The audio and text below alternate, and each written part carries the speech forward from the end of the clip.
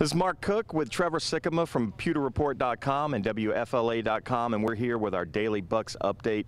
Trevor, it's another day of training camp, another day of Ryan Fitzpatrick, and another day of some Jameis Winston questions. Your thoughts on today's Buccaneer practice and how Dirk is working these quarterbacks? Yeah, I guess we'll start with Ryan Fitzpatrick because he was the guy today. I mean, they let him take most of the first-team reps, and they were letting him throw the ball pretty deep. I mean, he hit Deshaun Jackson on a really deep pass. He had Mike Evans down the sideline, and so that was something you kind of saw after yesterday's practice. You saw him after talking with Mike, talking with Deshaun, just getting that chemistry down. You heard him after practice talk about that too. And then Jameis, yeah, totally with the third teams today. Second and third teams basically only for Jameis Winston. And you could just tell he looks kind of uncomfortable from everything that's happened, the interview that happened yesterday. So, yeah, it's going to be a process for him to get comfortable again too.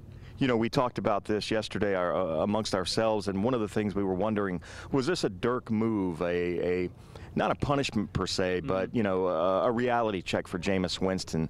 And but he continued again today. It wasn't just a one-day thing. It looks like Winston, it's going to be Fitzpatrick and even Ryan Griffin at times getting more reps than Jameis Winston as they prepare for New Orleans. Yeah, they're going to do everything that they can to make sure that they are as ready for week one as they need to be. And as you know, as of right now, Jameis Winston's not on the roster on week one. So they're going to make sure that it's going to be those two quarterbacks getting most of the reps there.